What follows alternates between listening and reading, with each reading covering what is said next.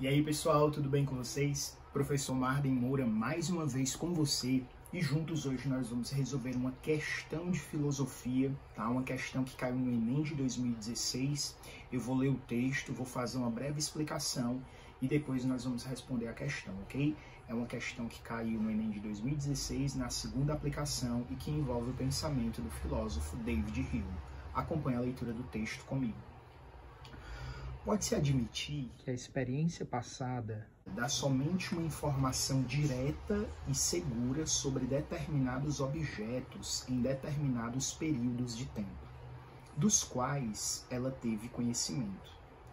Todavia, é esta a principal questão sobre a qual gostaria de insistir, porque esta experiência tem de ser estendida a tempos futuros e a outros objetos que, pelo que sabemos, unicamente são singulares em aparência. O pão que outrora comi alimentou-me. Isto é, um corpo dotado de tais qualidades sensíveis estava, a este tempo, dotado de tais poderes desconhecidos. Mas segue-se daí que este outro pão deve também alimentar-me, como ocorreu na outra vez, e que qualidades sensíveis semelhantes devem sempre ser acompanhadas de poderes ocultos semelhantes? A consequência não parece de nenhum modo necessária. Então é um texto aí do David Hume tirado da sua obra Investigações acerca do Entendimento Humano. E eu gostaria de fazer algumas considerações sobre esse texto. A primeira coisa que nós devemos lembrar é que David Hume pertence a uma corrente filosófica chamada empirista. E a tese dos empiristas, para você que está fazendo aí questões para o vestibular, a tese central dos empiristas é que todo conhecimento provém da experiência sensível. E Hume, mais do que os outros empiristas, como por exemplo Locke, como por exemplo Berkeley ou Francis Bacon, Hume ele é um empirista radical. E nesse sentido ele acredita que o conhecimento ele só pode ser obtido através da experiência momentânea. A experiência funciona como uma espécie de interruptor. Se você tem a experiência, ou seja, se o interruptor está ligado, consequentemente você tem conhecimento. Mas se você não tem experiência, ou seja, se o interruptor ele está desligado, consequentemente você não pode ter conhecimento. Nós não podemos pegar experiências que nós tivemos em um momento A e dizer que o conhecimento que foi obtido daquela experiência pode ser reproduzido em um momento B. Ou seja, toda experiência ela é momentânea, ela é singular e ela constrói um conhecimento particular naquele momento, não podendo ser reproduzido esse conhecimento no outro momento. Essa é uma das teses principais de David Hume. Preste atenção no texto comando da questão. O problema descrito no texto tem como consequência opção A, universalidade do conjunto das proposições de observação.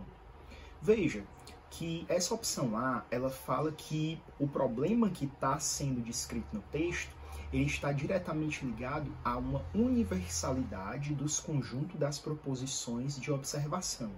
É como se você tivesse uma experiência a partir de uma observação e você construísse um conjunto de proposições, um conjunto de frases dessas experiências e universalizasse isso. Ou seja, é algo muito semelhante ao método indutivo.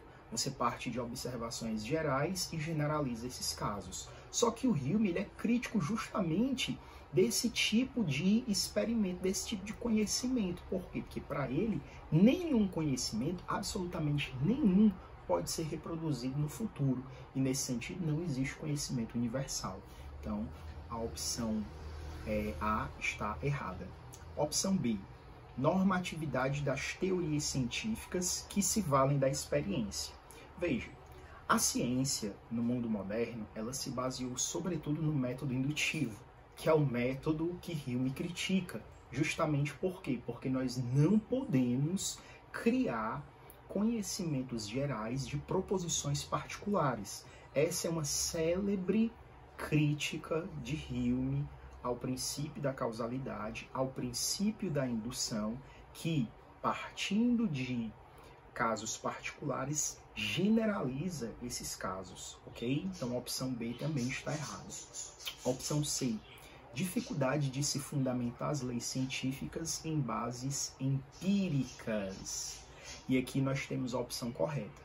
Justamente o problema que está sendo descrito no texto pelo Hume é justamente um problema de você pensar assim, olha, a ciência, ela no mundo moderno, ela tem um crivo, ela tem um critério, a saber, toda ciência é uma ciência experimental. O método científico que nasce no mundo moderno é um método científico empírico, ou seja, um método científico experimental. E esse método, ele se associa de modo inseparável ao método indutivo. Por quê? Porque, mais uma vez, você parte da observação de casos particulares, empíricos, que você pode comprovar, e depois você generaliza esses casos. Hume está dizendo que isso é impossível. Não é porque eu comi um pão e aquele pão me alimentou porque naquela hora ele estava dotado desse poder, que em um segundo momento eu vou comer o pão e esse mesmo pão ele vai me alimentar. Eu não posso garantir que essa conclusão seja válida sem antes tê-la experimentado. Essa é uma das teses principais, tá, do Hume. Opção D, inviabilidade de se considerar a experiência na construção científica. Na verdade, é isso que o Hume está querendo mostrar.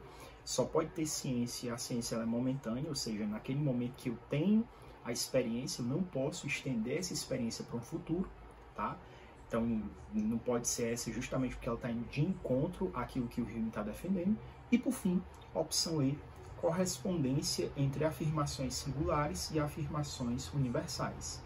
Se tivesse dizendo correspondência entre experiências e afirmações singulares, perfeito, mas jamais afirmações singulares podem ser interligadas a afirmações universais, porque cada afirmação singular só vale única e exclusivamente uma vez.